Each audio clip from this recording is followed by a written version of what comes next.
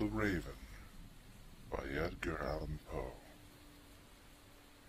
Once upon a midnight dreary, while I pondered, weak and weary, over many a quaint and curious volume of forgotten lore, while I nodded, nearly napping, suddenly there came a tapping, as of someone gently rapping at my chamber door. "'Tis some visitor," I muttered, tapping at my chamber door. "Only this and nothing more." Distinctly I remember, it was in the bleak December, and each separate dying ember wrought its ghost upon the floor. Eagerly I wished the morrow. Vainly I had sought to borrow from my books surcease of sorrow, sorrow for the lost Lenore, for the rare and radiant maiden whom the angels named Lenore, nameless here forevermore. And the silken, sad, uncertain rustling of each purple curtain thrilled me, filled me with fantastic terrors never felt before, so that now, to still the beating of my heart, I stood repeating, "'Tis some visitor entreating entrance at my chamber door. Some late visitor entreating entrance at my chamber door. This it is, and nothing more." Presently my soul grew stronger, hesitating then no longer. "Sir," said I, "or madam, truly your forgiveness I implore.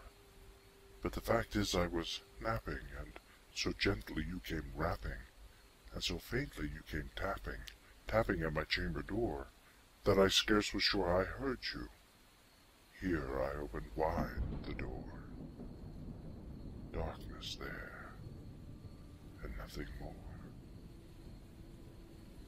Deep into that darkness peering, long I stood there wondering, fearing, doubting, dreaming dreams no mortal ever dared to dream before. But the silence was unbroken, and the darkness gave no token, and the only word there spoken was the whispered word, "Lenore?" This I whispered, and an echo murmured back the word, "Lenore." Merely this and nothing more. Back into the chamber turning, all my soul within me burning, soon again I heard a tapping, somewhat louder than before.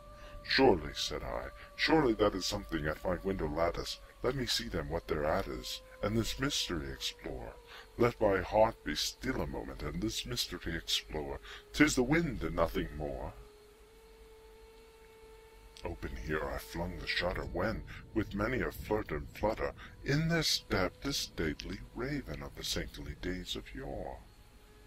Not the least obeisance made he, not a minute stopped or stayed he, but with mien of lord or lady perched above my chamber door, perched upon a bust of Pallas just above my chamber door, perched and sat, and nothing more. Then this ebony bird beguiling my sad fancy into smiling, by the grave and stern decorum of the countenance it wore, "Though thy crest be shorn and shaven, thou," I said, "art sure no craven, ghastly grim and ancient raven, wandering from the nightly shore. Tell me what thy lordly name is on the night's Plutonian shore." Quoth the raven, "Nevermore." Much I marveled this ungainly fowl to hear discourse so plainly, though its answer little meaning, little relevancy bore, for we cannot help agreeing that no living human being ever yet was blessed with seeing bird above his chamber door, bird or beast above the sculpted bust above his chamber door, with such a name as Nevermore. But the raven, sitting lonely on the placid bust, spoke only that one word, as if his soul in that one word he did outpour. Nothing further than he uttered, not a feather than he fluttered, till I scarcely more than muttered, "Other friends have flown before. On the morrow he will leave me, as my hopes have flown before." Then the bird said, "Nevermore," startled at the stillness broken by reply so aptly spoken. "Doubtless," said I, "what it utters is only stock and store, caught from some unhappy master, who on merciful disaster followed fast and followed faster, till his songs of one burden bore, till the dirges of his hope that melancholy burden bore, of never, nevermore.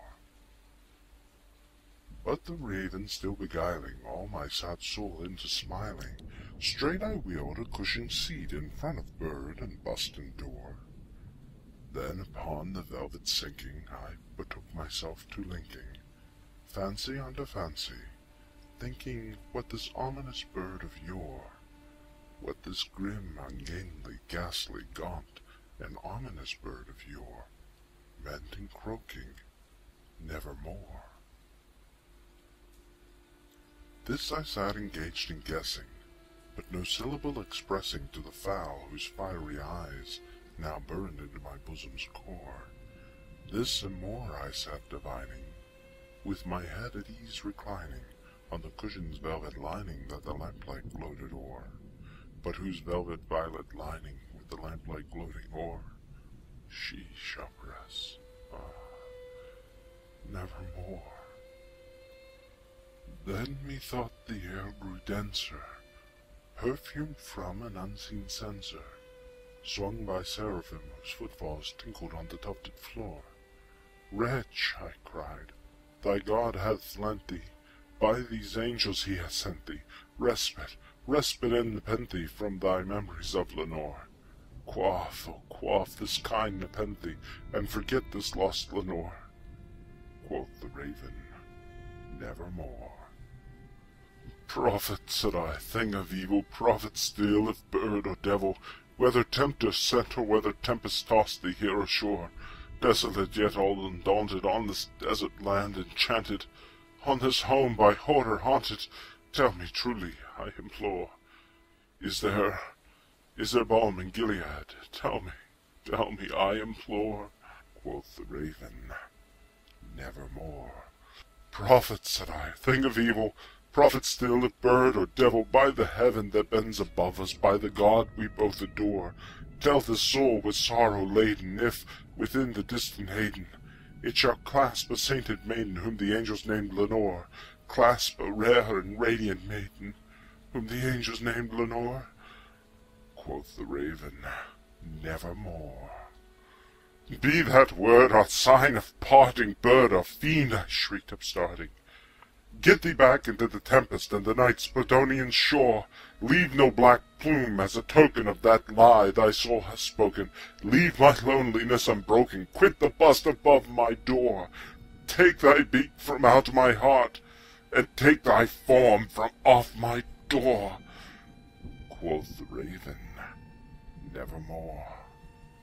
And the raven, never flitting, still is sitting on the pallid bust of Pallas, just above my chamber door, and his eyes have all the seeming of a demon's that is dreaming, and the lamplight o'er him streaming throws his shadow on the floor, and my soul for not that shadow that lies floating on the floor shall be lifted nevermore.